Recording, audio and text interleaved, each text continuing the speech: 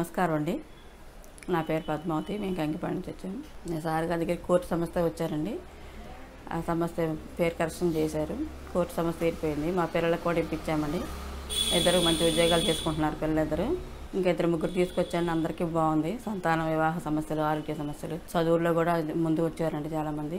Sir గారి దగ్గర రావటం నిజంగా మా అదృష్టం. గురువు గారికి నా పాదాభివందనం. ఓం నమః శివాయ. శ్రీమాత్రే నమః. ఇంటర్వ్యూలో విజయం సాధించి మీరు కోరుకున్న ఉద్యోగం పొందాలి అంటే మీరు ఈ చిన్న క్రియ చేసి వెళ్ళవలసిందే. సహజంగా ప్రతి మనిషి కూడా అనేక ఇంటర్వ్యూలకి వెళుతూ ఉంటారు ఉద్యోగ ప్రయత్నంలో.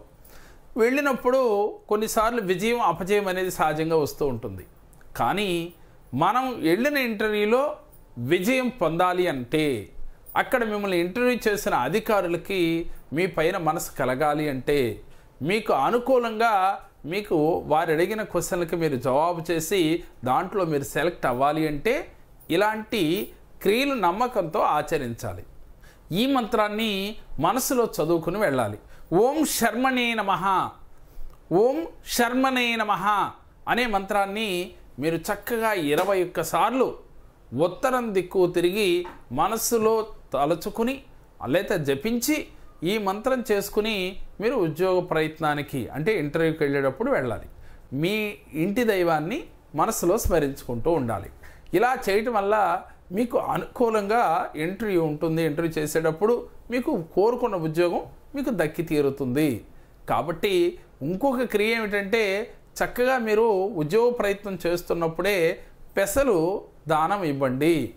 ఎందుకని అంటే ఒక బుధవారం రోజున మీరు పెసలు కేజింపావు దానం ఇవ్వటం వల్ల బుధుడి యొక్క అనుగ్రహం కలిగి మీకు కోరుకున్న ఉద్యోగం జరగటానికి బాగా ఉపయోగపడుతుంది. దీంతో పాటుగా ఉత్తరం దిక్కుకి మీరు 5 ఒత్తులు ఆవు నేతితో దీపం పెట్టి మనసులో మీ కులదైవాన్ని వేడుకొని నేను ఇంటర్వ్యూకి వెళుతున్నాను, దాంట్లో విజయం పొందాలి, నేను కోరుకున్న ఉద్యోగం నాకు దక్కి తీరాలి అని సంకల్పం చేసుకుని మీరు బయలుదేరండి. ఈ మంత్రాన్ని 21 సార్లు చేయండి. ఈ 5 ఒత్తులతో దీపారాధన చేయండి. బుధవారం మనం ఇంటర్వ్యూ ఉంది అనగానే ఒక 2-3 వారాల ముందుగా పెసల్ని దానం ఇవ్వండి. ఈ 3 క్రియలు చేయటం వల్ల మీకు తప్పకుండా విజయం పొంది తీరుతారు. ఇంటర్వ్యూలో సెలెక్ట్ అవుతారు. మీరు కోరుకున్న ఉద్యోగాన్ని పొంది తీరుతారు. ఇవన్నీ నిజమా కాదా అనుకునే కన్నా నమ్మకం ముఖ్యం. నమ్మకం ఉన్నవారు ఆచరించి మీరు మానవ ప్రయత్నం చేయండి. మానవ ప్రయత్నం చేసుకుండా ఎన్ని క్రియలు చేసినా రాదు అనే కదా మనం చెప్పుకుంటాం.